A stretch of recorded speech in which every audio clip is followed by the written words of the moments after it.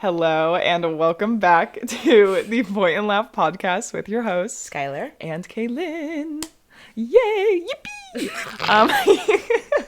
Not like a good time to yippee to really get the party flowing, ladies? I have a few things to discuss before we get into. Don't read my notes. I'm not. Before we get into Me when I lie.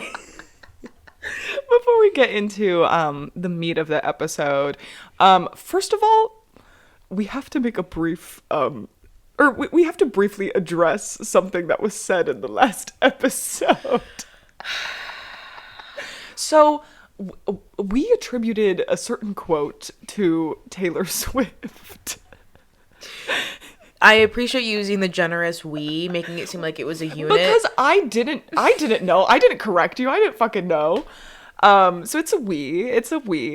So we attributed a quote to Taylor Swift, and she did say it, but she was quoting Aristotle.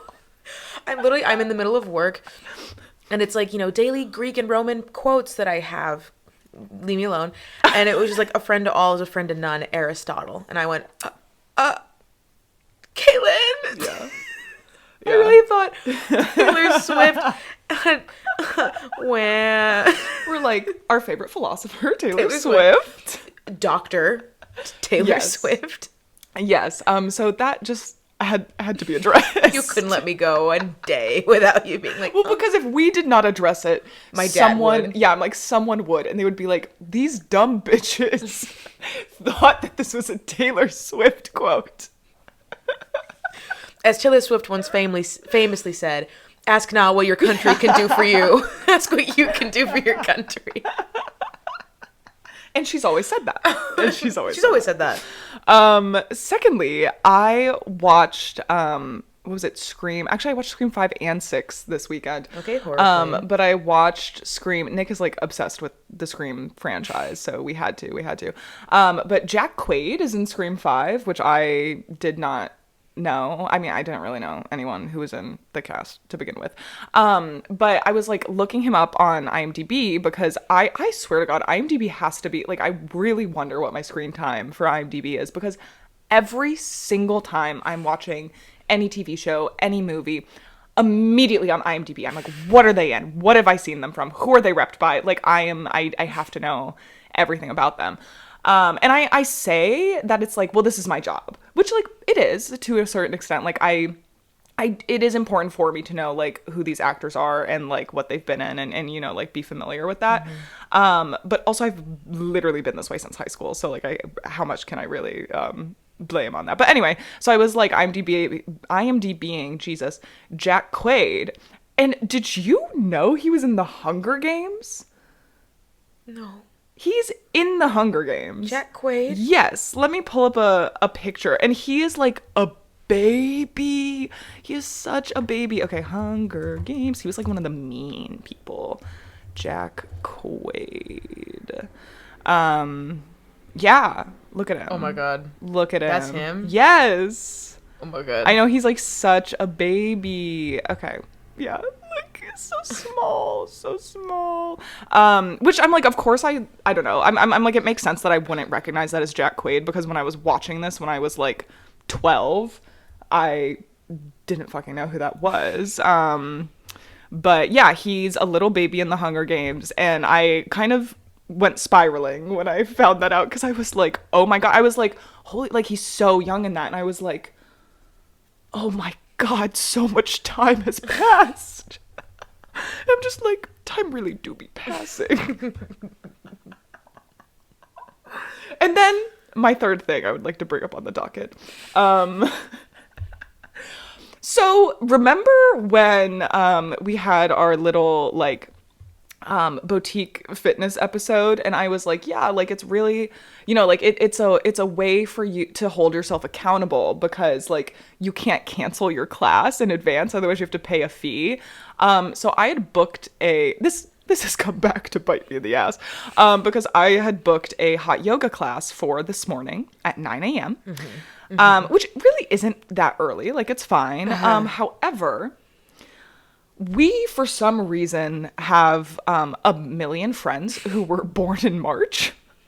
Like, literally 4 people I know are born in March, and we have been celebrating their births, and it has been Nonstop. wonderful. Yeah, it has been wonderful.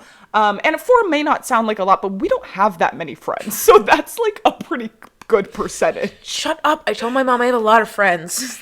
That's like a pretty good chunk of our friends that are born in March. But so yesterday we were celebrating literally 2 people's birthdays. We were like party hopping. And I was having a few drinks, and I really like did not have that much, but I could already tell, like, last night when I was going home, I was like, I don't feel good. Like, I do not feel good. And of course I woke up this morning, and like, I wasn't like hungover, but like, I just did not feel great. And I was like, I have to go to this fucking hot yoga class. And I was like, whatever, like, maybe it'll make you feel better. Like, it'll be fine. And it wasn't bad. It really was not bad, but it's like, I should not have gone. It didn't make me feel better. That's for sure. Because you're in this fucking hot room holding these poses, and I was like, I just want to go home. I don't want to be here. But I will go back. I will go back to that place. It was my first time at the studio. It's called Yoga 6. It's actually literally down the street from you. I am so jealous of where you live. I want to live in this location so badly. I can taste a bit of resentment too, because you're just like, hey, just so you know, the things that I love are down here, and I'm like, that's nice. I don't care. You're like, an Erewhon is here. I'm like, okay. You're like, okay, I've only been to Erewhon once. No, but you're like, like a couple of other things. You're like, and it's right down the street, and I'm like, okay. You're just in such a prime location. And you're not using any of it to your advantage, Skylar. No, it's just me, because I don't hate, well, I do kind of hate the location that I live in currently, but it's just because there's like nothing nearby. Like, there's like gas stations and like a Starbucks that I could walk to, but like, you just live on like such the perfect like little strip. And what used to be the autism center. Yeah, yes, we do live near the old autism center. So, know, check yourself next time you make a fool of yourself. I know. That is in walking distance. You're so right. But yeah, it just, I wish I could have canceled the class without having to pay a fee. That's all I have to say. That is all I have to say. But I will go back. It was a nice studio, and the yoga instructor, what the fuck are they called? Why the hell are you looking at me? I don't know. But I'm in any help in this. It was good. It was a good experience. I will go back. And it was also very cheap. It was only like 3 credits on ClassPass, which the other place that I go to is usually like 11 credits. Ooh. So yeah, it was good. But yeah, don't do hot yoga when you're hungover. It's not fun. Ooh, duly noted. It's not fun. I was considering doing that. Yeah. But, thank you for your gallant sacrifice. I'm trying to figure out a way to get this back around. Yeah, in case it was on your bucket list. Hey, Kaylin, personal question. So, like American Girl will have those like main character American Girl dolls and also like the best friend ones. Yeah. Us. So what would like, because like where's the American Girl doll with a podcast? I'm waiting. Give that like 15 years, it'll come with a little podcast mic. That's what I'm saying. Like, if you were to be an American Girl doll, what props? Because I'm thinking like you get, because like American Girl doll loves having like little sodas to fit their like weirdly shaped fingers. So you get like 5 beverages. They have like cats. If you twist the tails, they purr. What? No, this is new to me. This is news to me. I had, well, first of all, to answer your question, if I was an American Girl doll, would definitely have a little, like, kombucha prop, for sure. For sure. Maybe an energy drink. I would just have a plethora of beverages. Actually, one of the pieces of furniture that you could buy as, like, a companion piece to my American Girl doll would be a bevy fridge. It would be a little mini fridge that you could just stock with beverages. Yep. Get the little end necklace. Oh my god! Oh, that would be so cute. Yeah, a little podcast mic, and a phone with IMDb pulled up would be my prop. I was saying that like my American Girl doll would come with like zit patches that like like little girls at home can like stick on the American Girl doll in the placement of my acne. What props? I know, like, what else would you have? You could have like your little like incense cone. That's so cool, by the way. She has like the coolest little like incense waterfall thing, and like all the smoke comes down. It's very, yeah. Anyway, that's a different thing. You would have your JFK cup. You mean my Taylor Swift?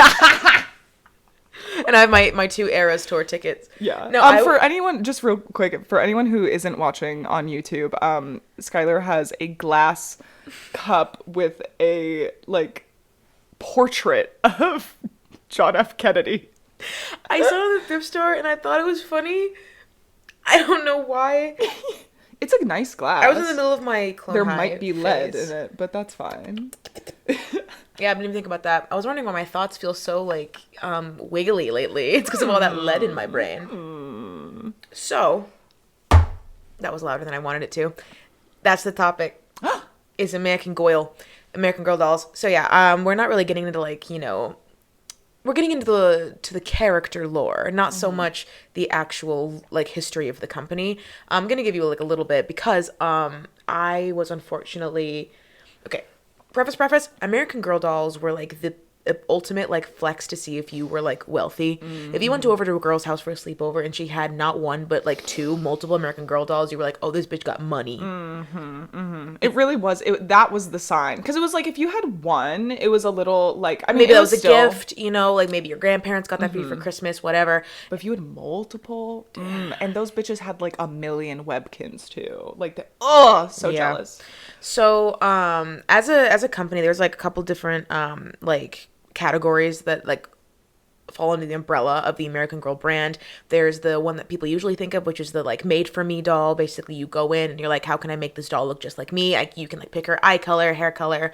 They're actually like really good about inclusivity. Like you can give them hearing aids, glasses, like a wheelchair, braces, like any customization that you can think of. They also have like a billion props. Like I remember like the American Girl magazine catalog would come in and my sister and I would just do nothing but circle all the things we wanted, because there's just something so feminine about tiny things, like perfectly designed, high quality, small things.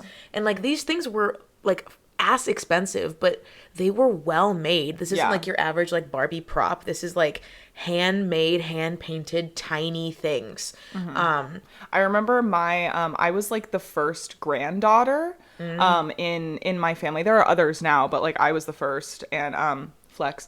And stay in your place. And so my grandma was like really into American Girl dolls, and I think she was just like so excited to like have a little girl that she could like buy stuff for. So like she would get the catalogs mailed to her, and like every time I came over she would be like, oh, what do you like? Like, what are you interested in? And then for like Christmas or like my birthday or something, I would always get like an American Girl doll like clothes or like a prop set or like something like that from my grandma. And I remember one year for my birthday we went to, because she lived like in the suburbs of Chicago. We took the train into Chicago and we went to the American Girl doll cafe. Yeah, you bring your doll in and you can do a little like finger sandwiches and tea time. Yeah. Well, so I wanted to be a hairdresser when I was younger, and I fucked up my doll's hair. Like, it was a rat's nest. It was horrible. I remember my mom tried to brush it out. My grandma tried, like, we tried everything. We were Googling, like, it was bad. It was bad. So we got to take her to, like, they have like the little salon, or they have like if, I don't know, you like Sharpie on their face or something, they'll like clean it off. Like they have the like American Girl doll hospital or whatever. So I got to bring her there, and they fixed up urgent her hair. care. Yeah, and they fixed up her hair, and it was so beautiful. And I honestly, I don't know how they did it. I think they just replaced the hair. I know. I'm convinced that they just put a new head on her, because I'm like, that was impossible. Like, there's no fucking way. There's no way. But so one of the original marketing, so that's kind of, that's how you know American Girl doll now, is like the customizable, like make it look just like me. They also have like Bitty Babies, which is more like a baby doll or like a toddler doll, depending on like what you're into. They have like other offshoots, but the main bread and butter was for a long time the historical dolls, which honestly from like a business perspective is kind of brilliant, because that's what the American comes from. In the American Girl doll is, they're like, how do we teach little girls best about American history, is that we introduce it in a way that's interesting to them. We're like, I was already that like little girl that loved like the fake historical diaries. That's like, you know, like a 12-year-old girl at Pearl Harbor. I'm like, it's like she's me. Or like, you know, any historical event, if you write it from like a little kid's perspective, I ate that shit up like it was fucking cornflakes. And so American Girl dolls were like, okay, what were like 12-year-old girls doing throughout key moments of American history? And you can purchase the doll also, as well as her story and her book. And remember how I said earlier about like the loveliness of like tiny little props, historical props. So like it wasn't just like, oh look, it's a tiny little Coke can. It was like, oh look, like something that looks like it's from the Victorian era and it's tiny.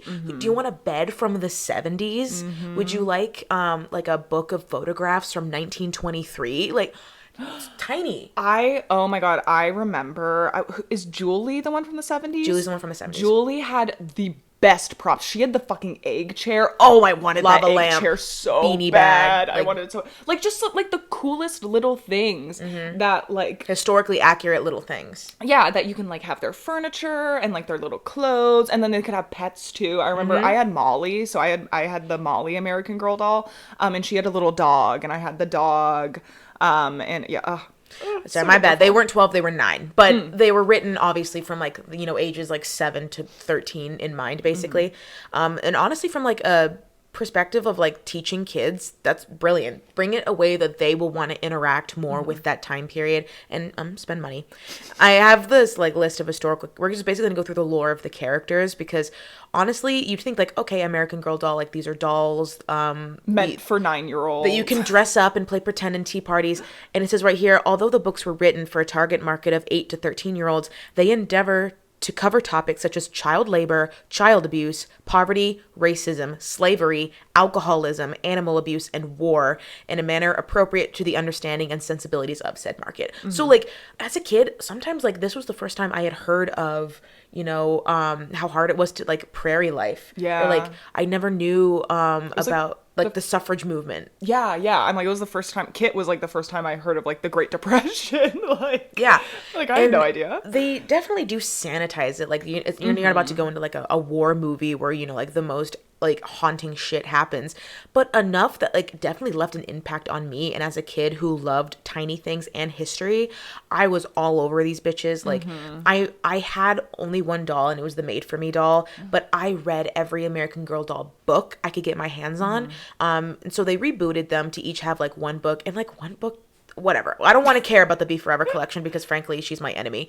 But so for a lot of the American Girl dolls, for a large, you know, number of them for several years, they got like a series. So you could get like a box set, and within this little box set came like maybe 9 or so like individual short stories about like, you know, in my case, like Samantha, there was like the birthday issue because, you know, they had to have the birthday outfit. So they had to give the birthday story, a story like introducing them, a story about like introducing their best friend. And I think there was like also like a Christmas book where like, you know, and then at the end of every story, there'd be a glossary where basically they'd be like, this is what life was like in 1915, just like, you know, characters aside. And they were really honestly brilliantly illustrated, wonderfully written, incredibly well researched. Like these were genuinely the shit. And I think it's such an enigma to have like it's like Barbie, but Barbie doing like historical society level research into their products. It's such a weird enigma, and I think that they each deserve to have like their own little like blurbs. Well, and I think it's so like fascinating too that or it's so genius that you have like these historical perspectives from like little girls your age. Yes. Because there really was nothing like that. Like again, like if you wanted to see like a film about World War II, like it probably wasn't really going to be appropriate for that age group, and like everyone was going to be an adult. Like you didn't really see those scenarios like from the perspective of like a kid just like you, and you could reflect on your own life and be like, that could have been me, like Exactly. in a different life, or like how would I have experienced that time, or that period of time. It's just so good. So the Wikipedia page puts all of them in not in release order, but historical order. So they start pretty early on, and sometimes like, as I said earlier, American Girl doll does this thing where they're at once incredibly thoughtful and very progressive, and at other hands kind of unnecessarily oof. Like the first black doll they released was the doll that escaped from slavery. So you know what I mean? Where it's like great on paper to teach kids about the horrors of slavery, and she wasn't a slave. Like they preface this in her first book that the first time you ever really meet Addie, she has escaped slavery already, and is her and her family are establishing herself or like themselves in as newly freed people in the North. But it still is weird to then be like, and buy her things. And you're like, oh, okay. Yeah. Commercializing trauma, whatever. So, some of these things you're going to be like, what? But they try their best. If they pick a time, they're not always going to stick to this. Sometimes they just pick a time just to pick a time. But they don't just pick a time period for no reason. If they pick a time period, it's because there's a specific event or story that they want to have, that want to tell.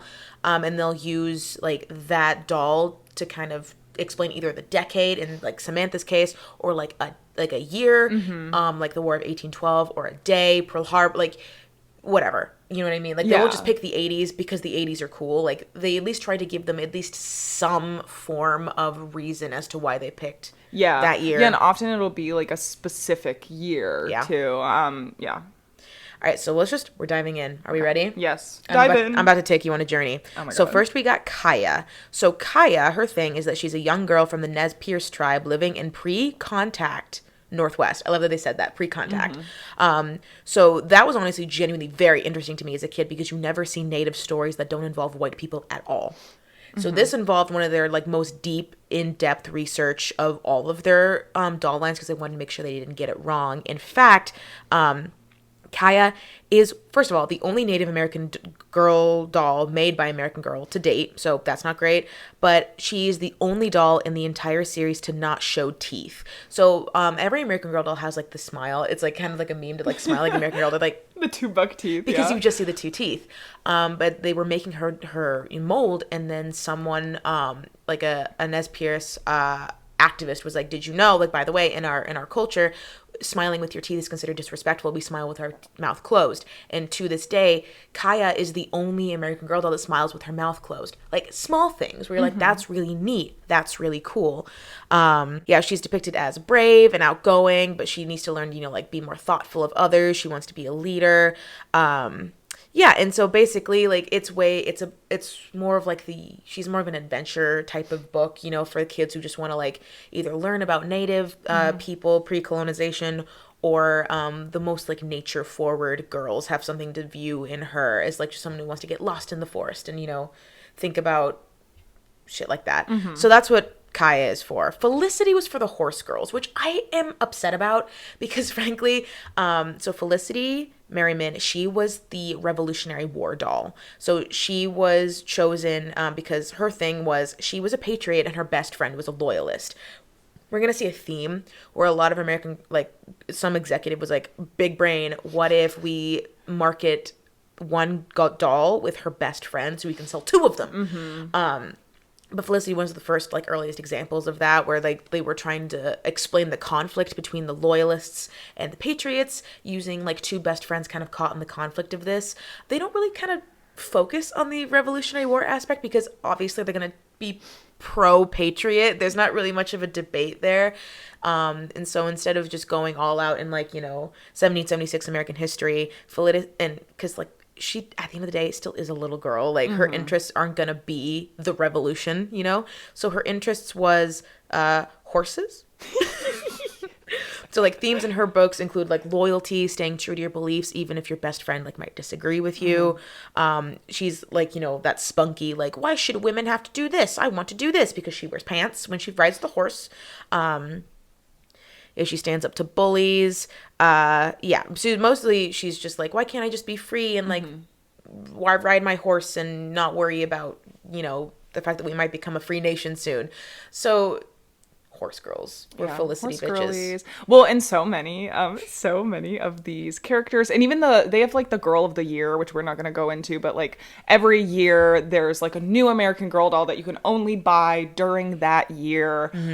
So that's like a whole other thing. But like a lot of these characters had movies, and it's really interesting to look back because a lot of the casting for these movies are like big people now. Like Felicity was played by Shailene Woodley.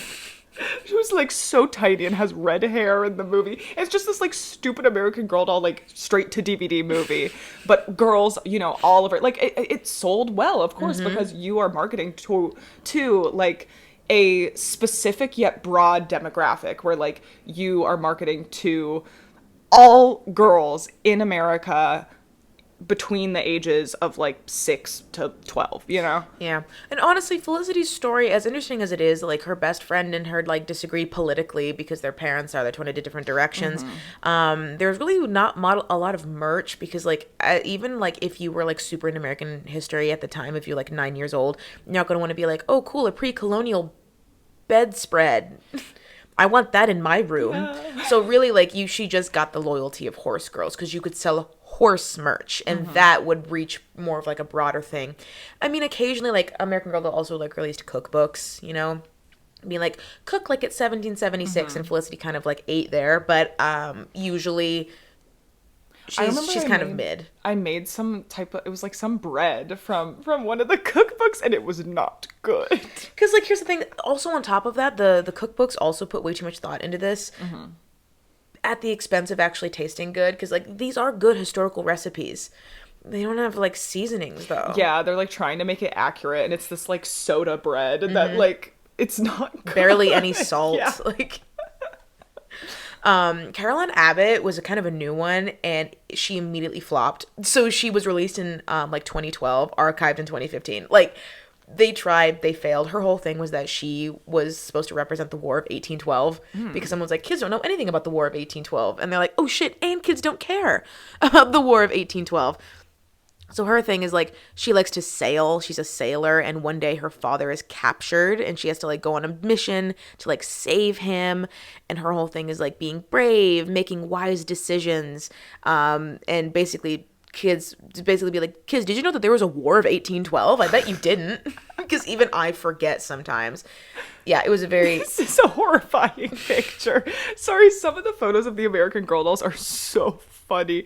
Oh my god, she's looks like Rapunzel, literally. They tried so hard to get her to be marketable, but it's just such like a kind of offshoot, grasping for straws kind of thing. It's like, where's the War of 1812 doll? And you're like, where's the what? Yeah, it's a little like... Call me when I give a fuck. Who cares? Josefina. So I didn't know much about her, but looking through her little thing. Are you ready? Okay. Oh my god. Yeah, I really don't know anything about Josefina. Okay. So. Josefina Montoya is a young Mexican girl living on a ranch in 1824, Santa Fe, New Mexico. She and her family, including her older sister Ana, who has 2 sons, must adapt following the death of their mother before the books and the introduction of their mother's sister, Tia Dolores, who later marries Josefina's widowed father, to the family circle. Oh my god. Messy. Oh my god, the drama. Messy. Josefina dreams of becoming a healer, like her grandmother, and is taught this by her aunt, Magdalena, her father's sister. She does have a pet goat named Sombrita. I knew that. And the themes include adjustment to loss, the day-to-day life of the Mexican people, and the cultural and societal changes and influences that occurred once Mexico opened trade routes in collaboration with the U.S. Josefina's family speaks Spanish, and there are Spanish words and phrases in her books that are defined in the glossary, not even directly translated. So they just speak Spanish, and you have to flip back to see what they said. So they don't even like speak in whatever. Yeah. Hello. Released in 1997, Josefina was American Girl's first Latina doll. Wow. Yeah, I'm like, she was one of the OGs, 1997. So Marie Grace and Cecilia Ray were one of the first attempts of like doing 2 best friends at once. So usually what they'll do is they'll do like your main character, American Girl doll, and then her best friend on the side.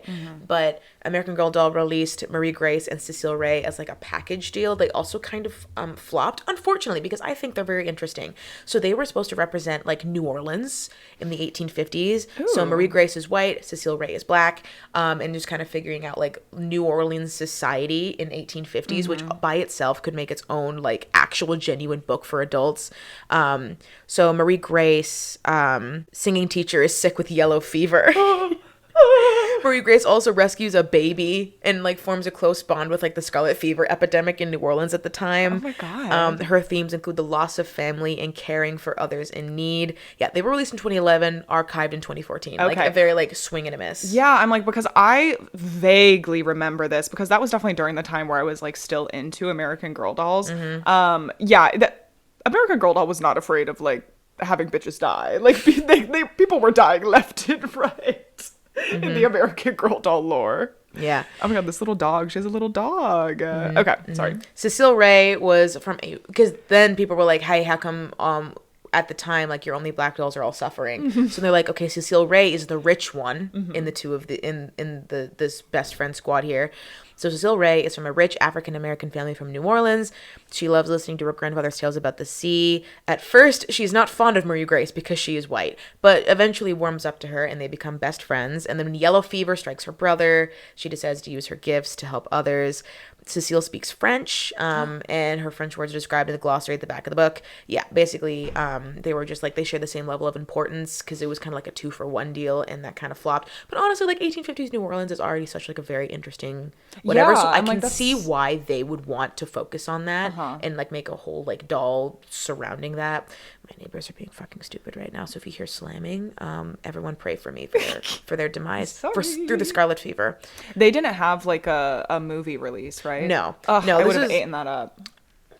It would have been so good. The dresses too, honestly, like one of my favorite niche YouTube rabbit holes to go down is like costume, like historical people rating like the historical accuracy of like period piece costumes. And American Girl doll puts so much effort into faithfully recreating historical garments, even if little girls might not like them. Like, you just pulled up a picture of like Cecile Ray and what was the other one's name? Cecile Ray and Marie Grace, and they have like the 1850s at like New Orleans puffy sleeves. Like, little girls might not flock to that dress, but it's what they wore, so it's what they made. And it's like good material. I remember they would sell, because you could buy like your outfit for your doll, but they would sell like children's size clothing, so you could match your doll. Match your doll. And I wanted the little matching pair of pajama sets so badly, but they were so expensive. It was probably like, I mean, it was like $80 probably for like a child set of pajamas, and it's like, okay, you can go to Kohl's and get basically the same fucking thing for do like they match my doll? $15. Exactly. But oh my god, I wanted those matching pajamas so badly. Kirsten was one, so I owned 2 box sets. I owned Samantha's box set and Kirsten's box set. For some reason, just like me and Kirsten went far back. So Kirsten Larson is a Swedish immigrant who settles in the Minnesota Territory with her extended family in 1854. So her whole thing was like prairie life, basically. Like, I think she like lost a best friend on the boat from Sweden to fever. So she's already starting the book with her best friend having passed. Oh my god. And like, they do not shy away from how hard it was to live life on the prairie. And she's like trying to adapt. She's like trying to learn English. Her family is like, we want to be American, but we also want to keep like our Swedish heritage alive. She was the one with like the double braids around her ears. Oh, I remember her. She was the iconic one where for her Christmas book, they did that ceremony that every little girl, like, I swear to God, lost their mind, where like she had that wreath on her head with candles. Yes. Oh my god, here it is. Here's a little picture. Yep. I remember. The long white dress with the red sash, and she wears a wreath around her braids, and each like wreath has like a lit candle on, and she just walks in with like the tray of like sweets. Literally, I'm pretty sure every single girl across America, their breath was taken away. They're like, I want that. I want to be her. No, literally gorgeous. Stunning. And like shit like this, where it's like there's like historical accurate like barrels and like baskets and like shawls, and like girls will not want to go out of their way to look like a Little House on the Prairie doll usually, but they still like the fact that they, like, regardless of profit, made it to be historically accurate is the shit that really makes me love this line. Because like I'm just so used to profits first, characters later, that it's so interesting to see like high quality, well made historical garments, regardless of the fact if they would sell or not. Yeah. That's impressive to me. That is. Was she archived? I don't see her on the American Girl doll website. She was officially archived in 2010. In 2010? Yeah. Oh my god. So remember how I said that my favorite was archived in 2009, and then my other favorite was 2010? Oh my god. One of her, like, the second book where she tried to make a friend, she made a friend with a native girl, and the native girl has to leave because she's like, there's no more buffalo. Like, because she was like, yep. Sorry, there's a picture from one of the books. She was just so happy that she, like, because neither one of them spoke English, and it was like something that they bonded over, and they didn't need to speak the same language. They just kind of like figured it out through like pantomime and gifts and whatever. Oh my god. And then she's like, will I see you again? And she's like, maybe next time, in the next life, basically. And you never see her again. She's never heard from again. in all likelihood they will never meet again. That broke my heart. I'm literally gonna cry. Like, that's so good. Oh my god. Oh my god. Yeah, and then like her mom and like gets pregnant, and that's a whole thing of like whether or not this baby or her mom will survive childbirth. Like, they do not shy away from that. And her whole thing was about like assimilation and feeling like the need to stay true to one's homeland, while also feeling like she wants to belong somewhere new. Evergreen theme, and you can use that, you know, with like a, yeah, it was good. It was good. I love Kirsten. Kirsten and I, we go way back.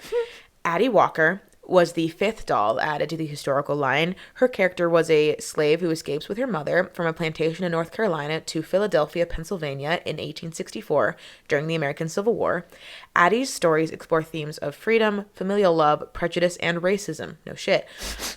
These books were so highly acclaimed that they actually made like a stage adaptation. And for the Seattle Children's Theater in 2007, and it kind of went through the subsequent years.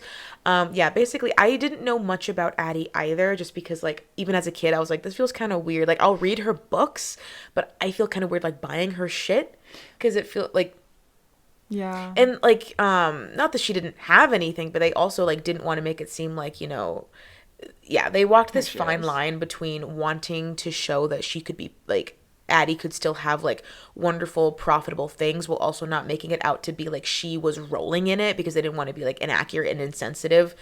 So she lived a very modest. Her bedroom set was pretty modest. It was still really sweet, really cute. I'm pretty sure like her bedspread was made of like real linen, and her like and like real wood. Like, you could knock someone out with her bedspread. Oh my god. Yeah, they really don't, because she is still for sale. You can still sorry, that was horrible phrasing. See, this is what I'm saying. Oh, no. This is what I'm saying. Why, even as a kid, like, this is weird. Oh no. The doll is still available at AmericanGirlDoll.com.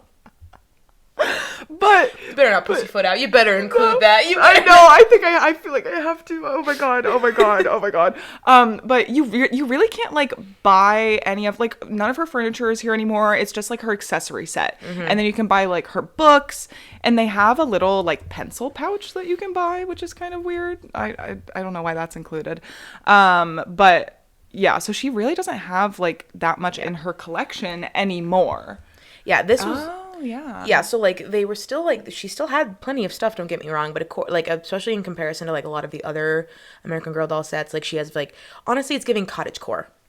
Her and Kirsten were the cottagecore bitches. Like, OG cottagecore. Like, Kirsten had, like, you know, hand-embroidered, like, aprons and, like, little Swedish hearts on everything. It was, like, Midsummer, kind of. Midsummer meets cottagecore.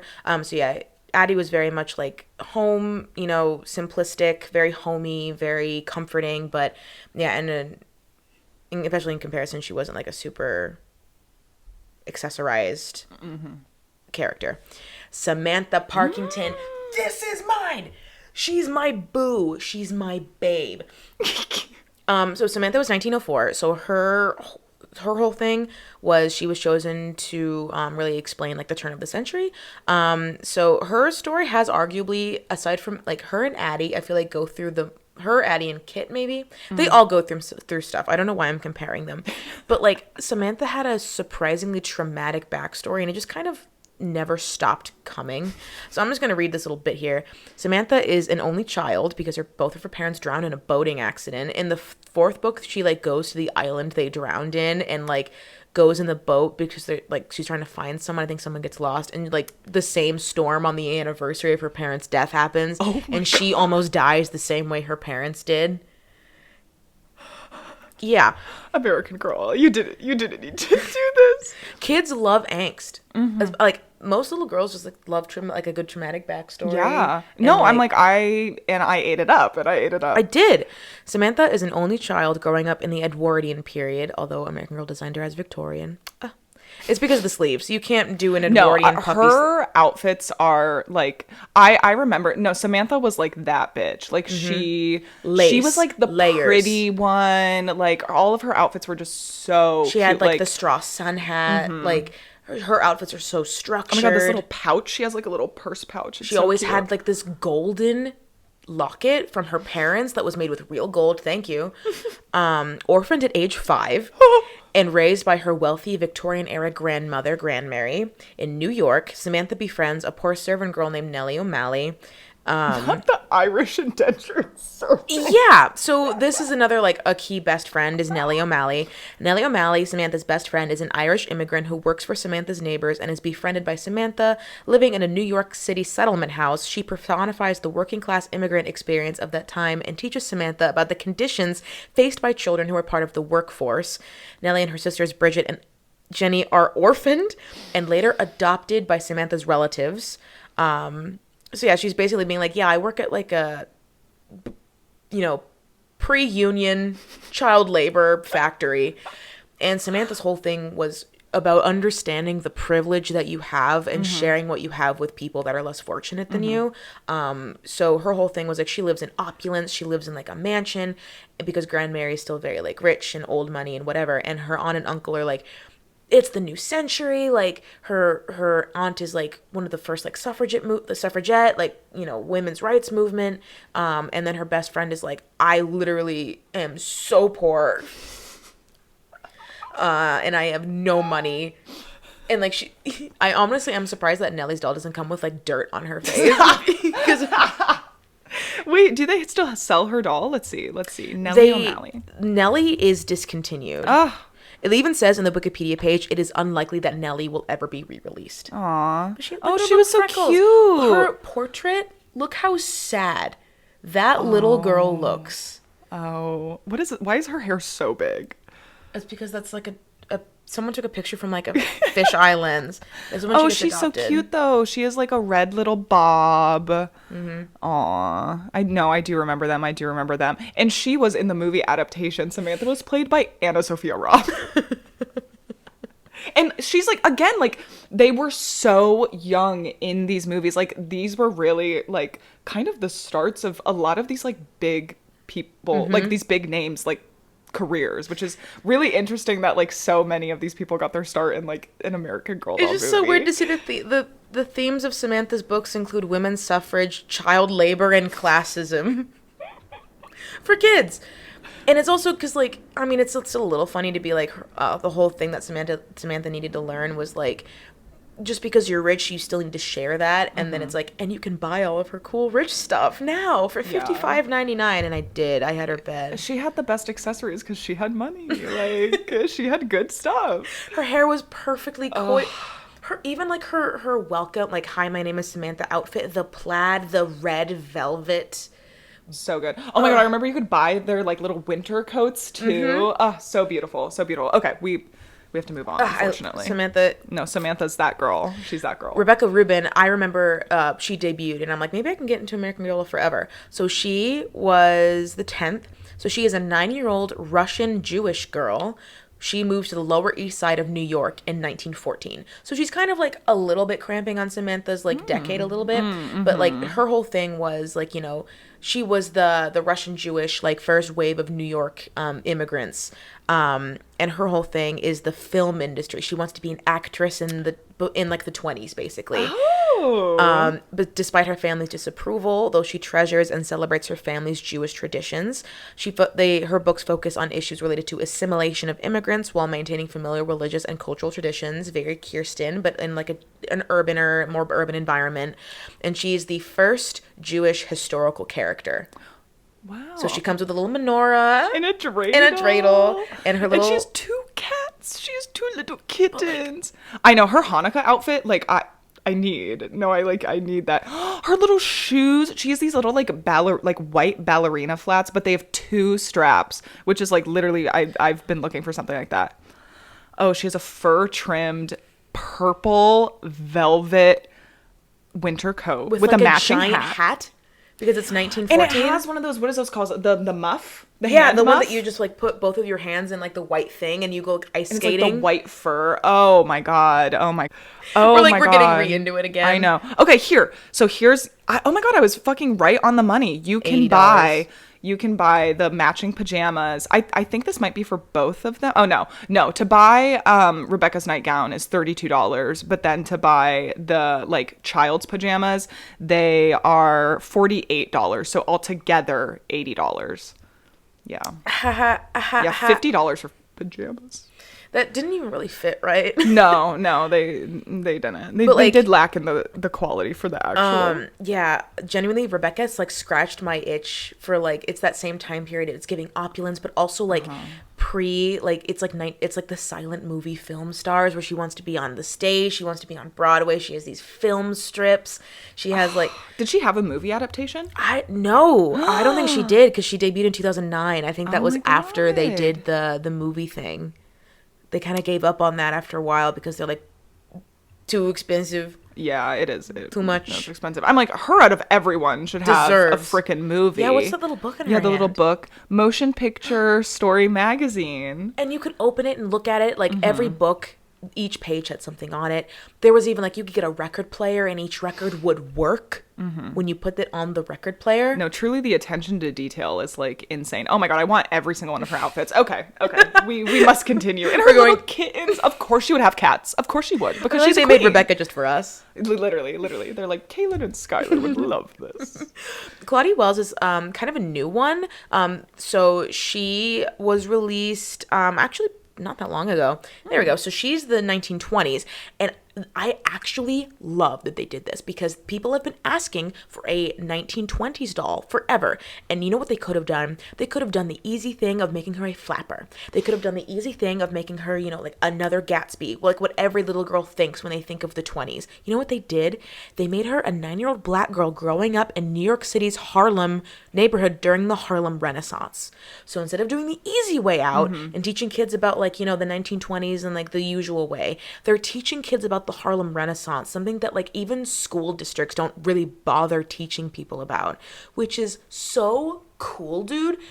Again, it's like it's teaching kids about history in ways that they can interact with, two, like really get into and really like learn things that they didn't learn before. Like her collection includes a furniture, a bakery. Yeah, there's a whole bakery set for $295. Well, yeah. It is a whole set, like, to be fair.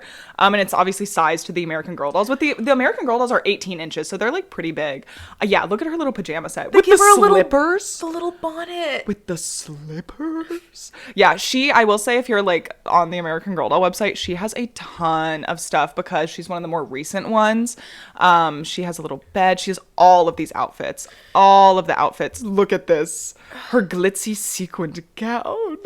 So, like, and I just love that because, like, to be fair, like, a lot of their other black dolls in this line, like, one freshly escaped slavery, and the other one is dealing with, like, the 1960s civil rights movement. So it's nice that, like, in a decade? I'm gonna kill myself. In the decade that really encapsulates opulence and over wealth and just like the glitz and glam, they chose to also include the Harlem Renaissance. Yeah, a God-brained choice. I love that they did that. I love her. Because she's so new, I don't actually know much about her story, but I assume she eats. She comes with a little like baby Ruth like prop and her little dog. Her dog is called Dizzy Dot. That's so cute. I'm obsessed. And a scooter. Yeah, no, she's I love. Okay. All right, now from one of the fucking more OGs, Kit Kitteridge. Everyone wanted Kit. Every bitch wanted Kit because she was the cute little like blonde bob girl. No, I remember because I specifically remember so we spoke about this earlier. I had Molly and I wanted Molly because she was like the ugly doll, but literally just because of her glasses. It was just because she had glasses and brown hair. Not just the glasses. They gave her, unfortunately, 1940s period accurate glasses, which are not the most. They're like they're the Harry Potter glasses. They're Coke bottle glasses. Yeah, they weren't cute, but I specifically like wanted her because everyone wanted Kit because she was like the pretty blonde one, and I'm like, no, I want to be different. I want Molly. I want the ugly one. But I remember my aunt would always get me Kit stuff. And I was like, I don't have Kit. I have Molly. It was like this whole thing. Cross decade. But Kit was played by Abigail Breslin in the movie adaptation. Okay, sorry. No, by all means. So Kit Kitteridge faces the hard times of the early to mid years of the Great Depression in Ohio, no less. As her family struggles to adjust to the realities of the economy after her father's job loss. So this is honestly like where we already said, like, we go on and on about the attention to detail, but Kit is where they really ate, because like they specifically they weren't eating because they were in the Great Depression. Sorry. Well, that's a big plot point, is that like they have to find food and like it's expensive and Her dresses are like made with the material described in the book that her mom had to make her dresses from, like chicken feed bags or like, you know, reused whatever. And at least not in her redesign, but in her original. I know. I'm like, am I crazy? This is not her original outfit. No, it's not. No, they changed her outfit. They rebooted all of the historical dolls. And so a lot of the times for like the old historical dolls that have been around since like the 90s, they simplified their collection. Yeah, because she had a little like lavender sweater and skirt. Yeah, this is my Kit Ridge with the little lavender sweater, a cute little skirt. Yeah, now she has like a blue. I mean, like this outfit is cute too, but we all know. We know. Yeah, I'm like, we know the original. She had a little hat. Yeah. So a lot of her clothes were like, you know, made with patterns and even like textures of the dresses that would have been available at the time. Her scooter was made of like an orange cart, like the box that oranges would come in, and she like repurposed it into making a scooter. Like they really went all out in Kit, I feel like, to prove a point that they could. So even though like she is from she has the Great Depression, so obviously she doesn't have a ton of stuff. The stuff that she does have, they decided to put their whole fucking pussies into making it and really make it like, even down to her schoolwork. Each individual worksheet has like intricate writing on it. Like, So I love it. So good. I remember, this is such a random detail, but I remember this dress. It's like a blue floral with like little collar, because she had to go to some event or something, and she borrowed this from like her friend whose like family was doing fine in the Great Depression, because she couldn't like afford to get a new dress, and I don't even remember why she needed the new dress, but like that, yeah. Okay, that's literally not important, but it's all coming back. Here's a little bit. Unlike her best friend Ruthie, Kit is a tomboy who doesn't care about dresses, chores, and things that she considers flouncy, and is more inclined towards baseball, especially the Cincinnati Reds. She loves the great outdoors and typing up her news reports. She hates change and dislikes being dependent on charity, instead preferring to learn how to do everything herself, which spurns her fascination with Amelia Earhart. She dreams of being a reporter one day. The books also depict her as being stubborn and somewhat fussy, as she finds chores around the house to be rather tedious, but she eventually regrets it after realizing her family's misfortunes, and she learns to be way more supportive and helpful. Yeah, and then like attached to her is her best friend Ruthie. She's the daughter of a banker, so you're right, her friend was not financially affected by the Depression. So her whole thing was like, look, like it's the 30s and I have money, and so no one liked her because she didn't really bring anything to the table. Well, I even remember like in the movie and the books and stuff, I don't know. Honestly, I could just be spitting shit. I don't know how accurate this is, but I feel like they had a tiff because Ruthie like wasn't really understanding that like Kit's family was going through a hard time, because they're 9 years old, and like, you know, that's a hard thing to explain. Is this Jaden Smith? That's Willow.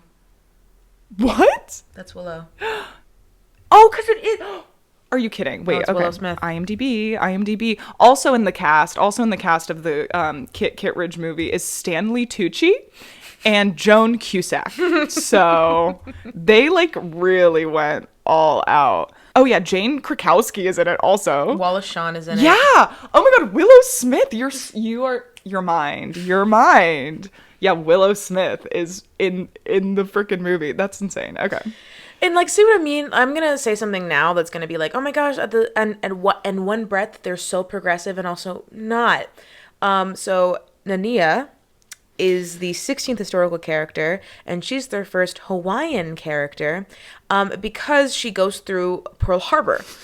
You know what I mean? Where it's like, you're like, thank you for teaching, but also, did it have to be whatever? Yeah.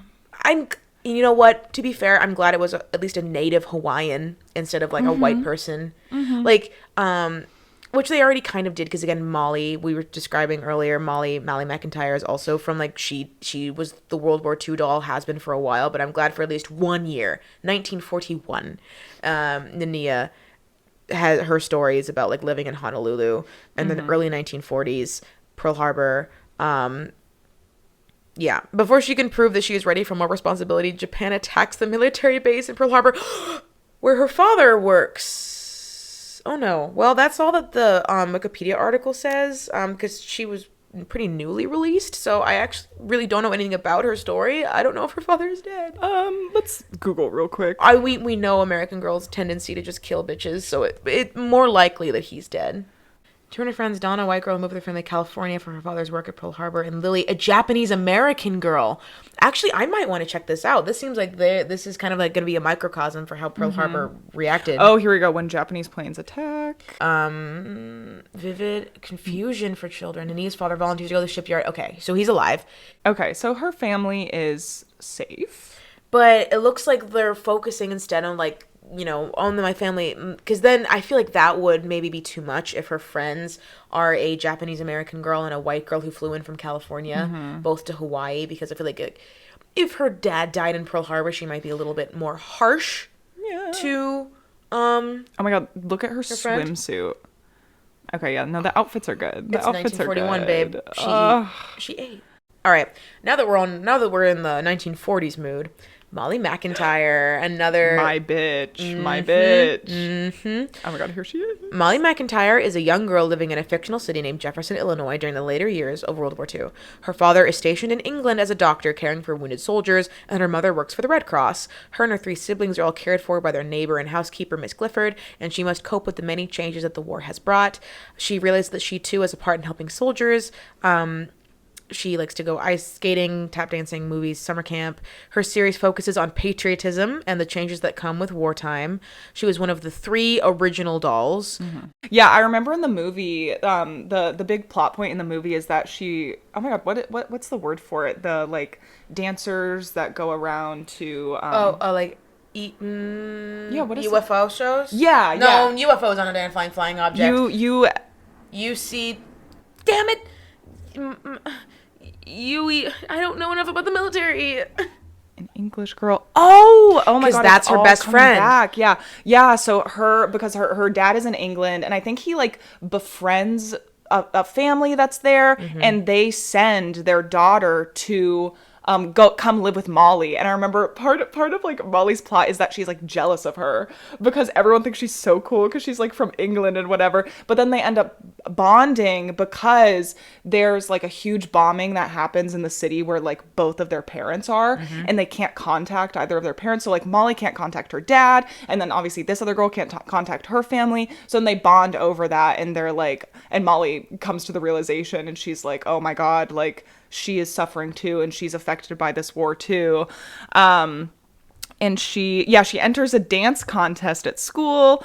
Because I remember that, like, you know, it's not UFO, but it's like something. What is it called? It's something. Oh yeah, but there's her little outfit. Molly was not played by like anyone who came to be a big star. She was played by Maya Ritter, who yeah, unfortunately. USO! I was like, it's not UFO, please, God. USO, yeah. She, like, enters a dance competition. Yeah, okay. So this is where it gets in some bullshit, right? So they have been holding off on doing a 1920s doll and a 1950s doll until recently. So they just did a 1950s doll, and people were like, I'm so excited to see what you're going to do for the 50s. Like, it's so strife. Like, what are you going to do for it? And they chose the most basic option they possibly could. So it's Mary Ellen Larkin. She's a white girl in the 50s. And she was made to replace Carolyn Abbott. Carolyn Abbott, the 1812 doll, did so poorly that they replaced her with another blonde girl. I think she just genuinely reused the dolls that they made. She's like strawberry blonde. They gave her a little bang moment. Yeah, she does have a little bang. So unfortunately, I did the thing that I wish they didn't do, which instead of like really critiquing the 50s, they just celebrate the 50s. But all of her accessories literally melt my heart. So detailed, so perfect, so adorable. Her outfits are so good. And she has a working jukebox. For a $90. working jukebox that you can put you just plug actual it records in, or you can play from your phone. Yeah, there's a little diner set for $350. But it comes with all these things. Yes, for children to choke on. There's like all these individual like food pieces. And then you're just like, okay, so, you know, American Girl doll only picks the decade if there's like turmoil. So what turmoil, right? And you're like, what suffering does Mary Ellen go through? I'm glad you asked. So her whole thing was that she has a childhood deformity from having polio as a kid. And I'm like, oh, so that now you know what suffering is, Mary Ellen, in the 50s. I'm glad. She had polio. And she's from Florida, so really like Daytona Beach. And she does have a little like poodle skirt outfit that's so cute. But this is fun. So because of her, you know, affliction to polio in the book, they made her doll. One leg is shorter than the other leg, so she's always going to be shuffling a little off. I think she. Why would they do the attention to detail? The attention to detail is. I think they made one leg like more weighted, so that way the doll wouldn't immediately fall over if you were to stand her up. That's smart. I know. She has like a little like dance outfit. So yeah, that her whole thing is she's like, I come from a big family, and she just like loves to watch TV. Like Davy Crockett, the Lone Ranger, and she's like, one day I'm gonna stand out and I'm gonna be different. And I'm like, I'm waiting for you to have a problem. I'm waiting for you to have a single goddamn problem. Oh, but that's it. From all I can gather, she just like is struggling to find her own identity, which honestly kind of relatable, but also like people are dying. Mary Ellen, like, get a fucking grip. A short film based on her stories. So not Rebecca, not the Harlem Renaissance. A short film based on her stories with newcomer Hartley Galloway was uploaded on the video sharing site YouTube in 2015 as part of American Girl's venture into digital content and independent film production. So literally, we're watching that after this. They didn't even make her a movie; they made like her like a YouTube short, which is how much they don't care making, anymore. Like TikToks with like the American Girl dolls with the fucking arms that don't move. Melody Ellison is a 9-year-old girl living with her family in Detroit during the civil rights movement in the early 1960s. Her parents are Will, who works at an auto assembly line, because it's Michigan, and Frances. And Frances' parents are Frank Porter, a florist, and Big Mama Porter, who teaches piano and voice. Her older brother, Dwayne, wants to be a Motown singer, and her oldest sister is a student at Tuskegee University. In her character's first book, No Ordinary Sound, Melody's cousins moved to Detroit from Alabama. This is when Melody learns more of racial prejudice. When the 16th Street Baptist church bombing occurs, Melody becomes fearful of going into her church because the 4 little girls were in their church when they died. In time, Melody overcomes her fear. Because she's a singer. She's like a choir singer, right? So, American Girl. And then you like Mary Ellen is like, I just want to be different. And you're like, Mary Ellen! I had polio when I was 5. And you could go to the whites only bathroom, Mary Ellen. I hesitate to see the problem. You live in Florida. An absolutely segregated area, Mary Ellen. God, I need this outfit. She has a little like chartreuse, like dress with like pleated skirt and little daisies on it, and I need her outfits are incredible. It's like, again, she has like a whole like 60s themed recording booth, like she has like bumped ends, like literally, oh god, it's giving Hairspray, it's giving, she's a little tambourine. I'm obsessed. She has like the cool bitch sunglasses. She has a little pin. Yeah, it says equal rights, I think. Oh. Yeah, equal in 63 rights. Yeah, equal rights in 63. Yeah. Her records. Okay. I could look at this forever. And we literally, it's like, and we are. We're tapping into that, like getting the American Girl catalog and just circling things. Literally, because this is the thing, is they just make their outfits so good, especially like in these, obviously, like these iconic like fashion eras. They truly put their whole pussy into the designing of the outfits. Like it's so perfect. She has a little like Easter collection that's so cute, a little chocolate bunny. She has a piano for $150. Piano that works because it works. Yeah. you can press. Honestly, American Girl doll really nailed the scale of everything too, because like Barbie things are also really cute, but like you can't play with those things. American Girl dolls are a perfect size. They're about 18-inch dolls because their props are props that you could feasibly play with if you like you're using like, you know, your thumb and your pointer finger. So they make it so like tiny props that you can also manipulate, because the American Girl doll, their arms don't move. They're not gonna be able to be in the kitchen making that like bakery set. You are. You're gonna put the frosting in the little piping bag onto the little cupcakes and fill the little tins and whatever. You're the one that can put the records in the record player and press play and whatever. So they make it the perfect size where it's small enough that makes you want to buy it and big enough that you yourself can play with it. Genuinely, everything about this whole franchise and the whole like this whole company, genius, gut to your brain. We're gonna go right along. Melody, I like want to read more of these books now, I swear to God. I know. Julie Albright is a 9-year-old girl growing up in San Francisco, California in 74 to 75. Her books focus on the various changes and societal upheavals in American society during that time period, such as she tackles the most. Are you ready for this? Divorce, feminism, gender equality in school sports, environmentalism, and the disability rights movement. And the bicentennial celebration is also emphasized later in the series. So literally, like, because it was the 70s, they just threw everything they could at the wall. She didn't go through the most trauma, but she went through the most things. Like events, yeah. They threw the most topics at her. Like, her parents are divorced. She's like, what does that mean? She wants to be on the basketball team. They're like, you're a girl, you can't. So, like, every social movement that was going on in the 70s, Julie also went through just to, like, teach kids about each of the individual movements and, like, make it more comprehensible for them to understand.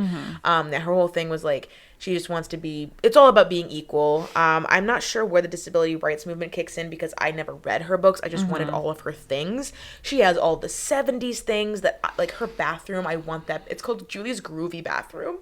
I want it so bad. It's so cute. The egg chair, honestly, even better than I like remember. She has a little basketball court that you can buy. And I forgot she has a pet bunny because they all have like their little pets, and she has a pet bunny. I think she's probably the only one that has a pet bunny. A rabbit, yeah. Yeah. Its name is Nutmeg. So cute. Also, brief correction. I did not have Julie's trundle bed. I wanted Julie's bed, but I had the trundle bed, which was just like an American, like it wasn't attributed to any specific character. Because Julie's, I don't think that was her original bedding. Look it up. Oh, that's such a better color scheme. Okay, so the I guess the recent yeah, this is what they have now. This is what they had. Why would they do that? It's honestly kind of giving That's So Raven. I know. No, that one's really cute. The original color scheme of the bedding was like orange and purple. Oh my God. And it has like all the floral details, and it has like the beaded curtains on the side. And the new one, it does still have like the beaded curtains, but it's like pink and blue, and it's just not, I don't know. The original was better, I think. Yeah. So they rebooted the whole thing in 2016, and I think tried to like simplify a lot of the designs, to my anger. But yeah, that was Julie. She had like the long hair, was braided and whatever. And her best friend Ivy was a Chinese American girl living in San Francisco also. So they were talking about like the Chinese American life also in San Francisco in the 70s at the time. Ivy was and still is the only Asian American historical character.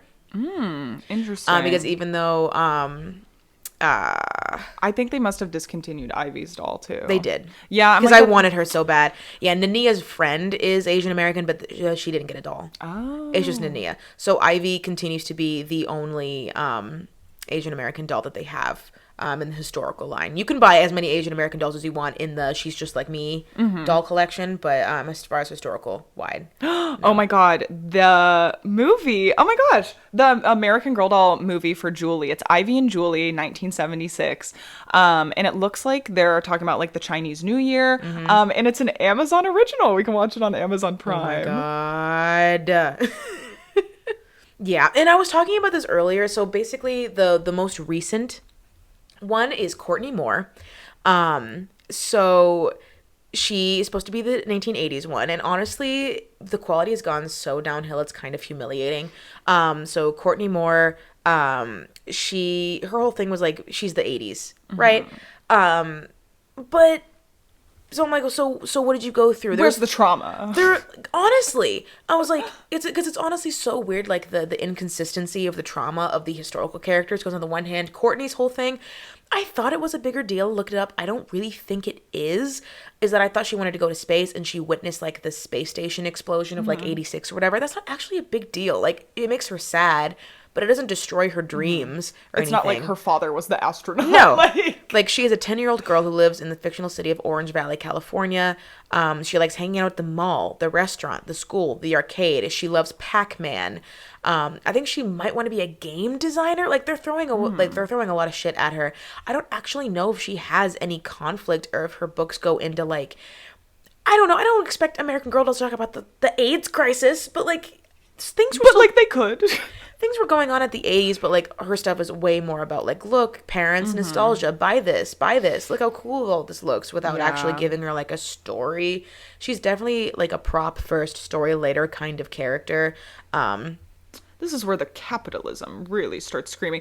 This is funny. So Courtney has a little Molly doll. She has a little Molly American Girl doll. That's Inception. They made a joke because like American Girl doll launched. I think the 3 American dolls that they launched originally was Molly McIntyre, Samantha, and oh my god, I think, was it Kirsten? Quick, look that up. I don't actually know. Kirsten, yep. Samantha, and Molly. Yeah. Yeah, so they were the original 3. And it's just so alarming. Honestly, not alarming, because this doesn't matter. But like, it's just the 80s one being like, yeah, like, I love the 80s. It's so cool. And like, I watched something sad happen on TV and I want to be a video game people, but no one thinks that girls can play video games. And Kirsten's like, my best friend is dead. My mom might die. Constant death, starvation, famine. Yeah. The plague, and it's interesting, child labor. And this is me totally speculating, but they did recently come out with their latest historical dolls, which is 1999. Might as well just die. And they're twins, so it's like a set of twins.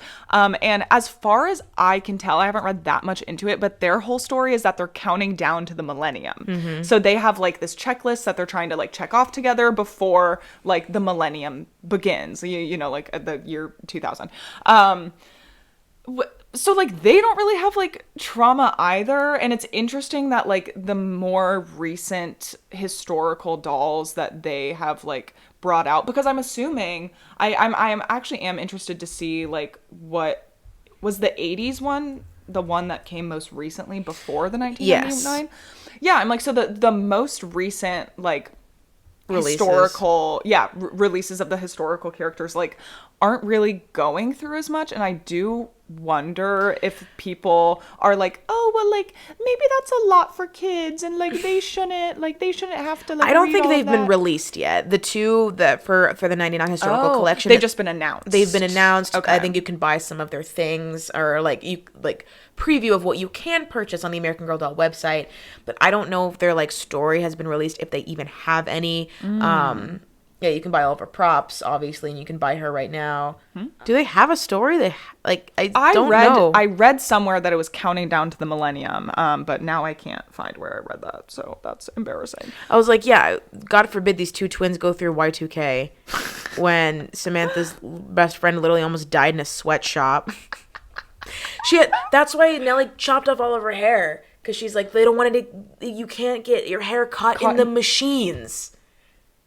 And it's like, and here we are, and it's like, oh my god, 99. What if my friends don't accept me at the countdown to 2000 party? Yeah. Well, because that was their whole thing, is like they have to like learn to like accept each other for their differences, because they're twins, but they're not like each other. They're complete opposites. One is a skater, and the other plays tennis. Just name them Mary-Kate and Ashley. Yeah, literally. Oh, here we go. Okay. Why Isabel and Nikki matter. American Girl's newest historical duo, Isabel and Nikki Hoffman, are our first ever twin characters, and they're growing up in the 1990s in Seattle, Washington. Isabel is bubbly, extroverted, and very into pop music. Nikki is thoughtful, introverted, and passionate about skateboarding. Throughout their stories, each twin learns more about who she is as an individual, with Nikki beginning to express herself with zines and song lyrics, and Isabel focusing her passion for party planning and interior decorating. As Nikki and Isabel thrive individually, they also have to learn how to get along and support one another, culminating in a very twin-tastic response to celebrating the millennium. Yeah, so it's very... Oh, here we go. Here, yeah. What the twins teach today's girls? Although Isabel and Nikki are historical characters, their interests, struggles, and values are universal. Express your girl power.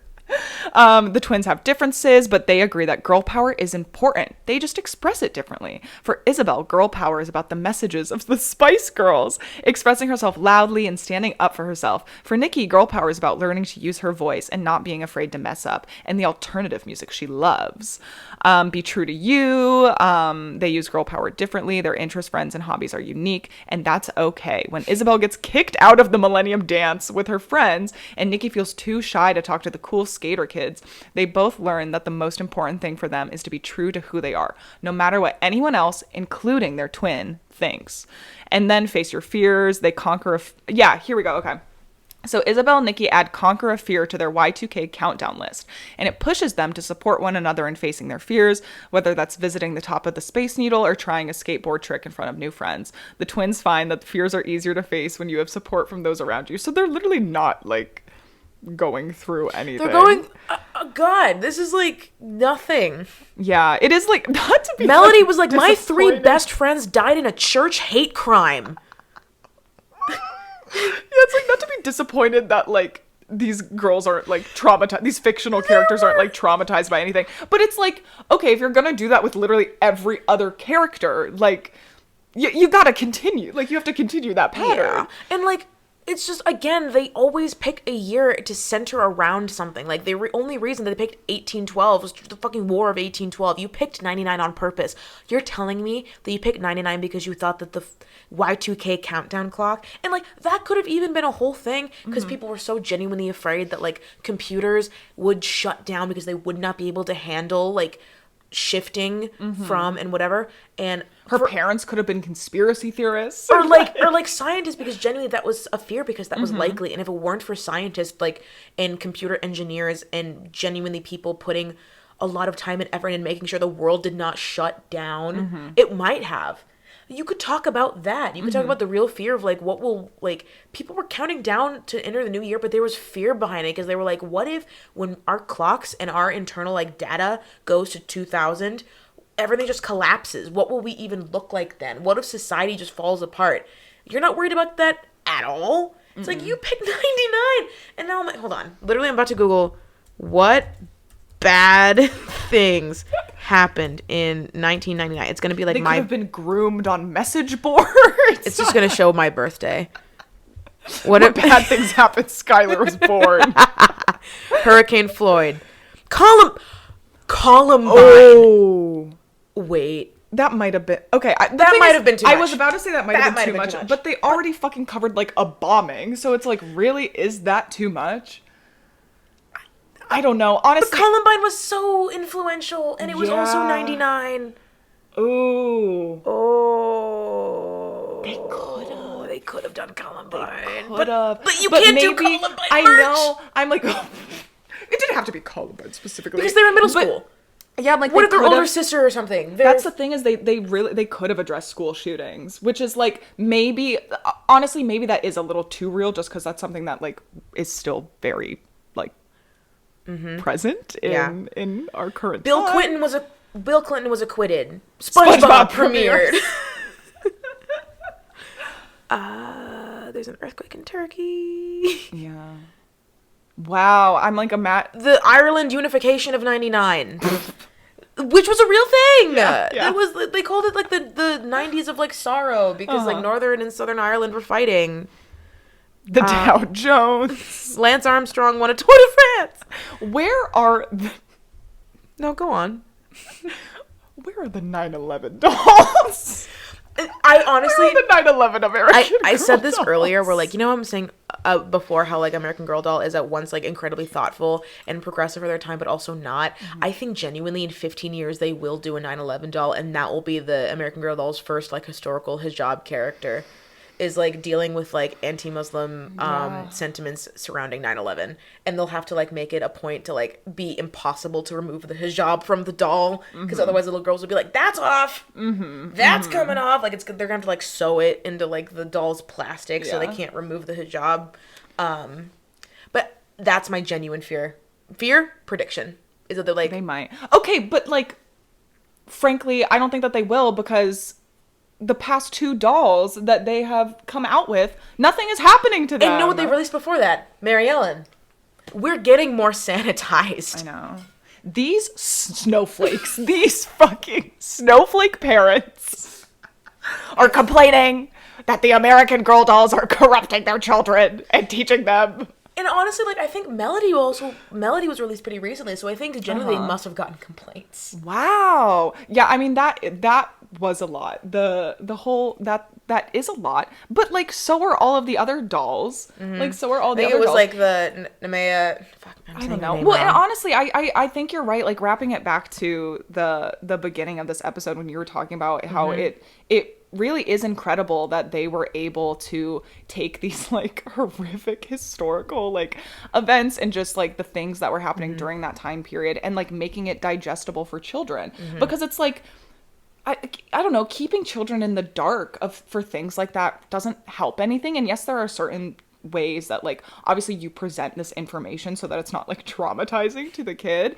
But, like, I don't know, like, 9 years old isn't too young to be learning about, you know, slavery, the civil rights movement, 9/11, World War II, child labor. Lord knows we were fucking watching 9/11 videos, like, in every September in class. We were watching people jumping out of buildings every year. Grades, like, 1 through 12. Yeah, I'm like literally since, like, first grade, and you get fucking twins who are like, oh my god, I'm just, like, learning to, like, be okay with myself. The 90s. Where's the cyber? Like, at least have them be cyberbullied, like, something. Yeah, you know? The internet was brand new. Like, they're literally, just honestly, watch an episode of Sister Sister. I'm sure they do something similar with like, you know, online spaces. Of people thought that, like, pedophiles were gonna. Not to say that we should put pedophiles in the thing. In the American Girl Or their prop is like a AOL chat where it's like a groomer is online. Something. Literally something. Otherwise, just don't even bother. Yeah. Anyway, That's all of them. That's all of them. Wow. I feel like I learned so much. This is really, like, this is bringing me back. Like, I just want to buy all of the little things, even though I know I have no use for them, but they're so cute. They are so cute. And I know, I'm like, now I need to, like, go back and reread all the books. And, like, they're just so beautifully illustrated. They're, like, oil painted portraits. Pardon? Hello? Yeah, it's just, you just get lost in the world of, like, the details of, like, the perfectly reenacted gloves on, like, a 1960s doll. Like, it's just so easy to just, like, I'll say it once, I'll say it again. The effort, the time, the attention to detail, the respect, honestly. Making everything look period accurate, look at, like, a little worn in, honestly. I did love, I think it was the Mary Ellen doll that had the pink dress. And she had little lace gloves. They gave her little lace gloves, but they were mittens because I'm pretty sure their fingers are, like, attached. So you can't put actual gloves on them. So all of the characters, if they have gloves, are mittens. So even the little, like, lace gloves were little lace mittens. It's just kind of funny.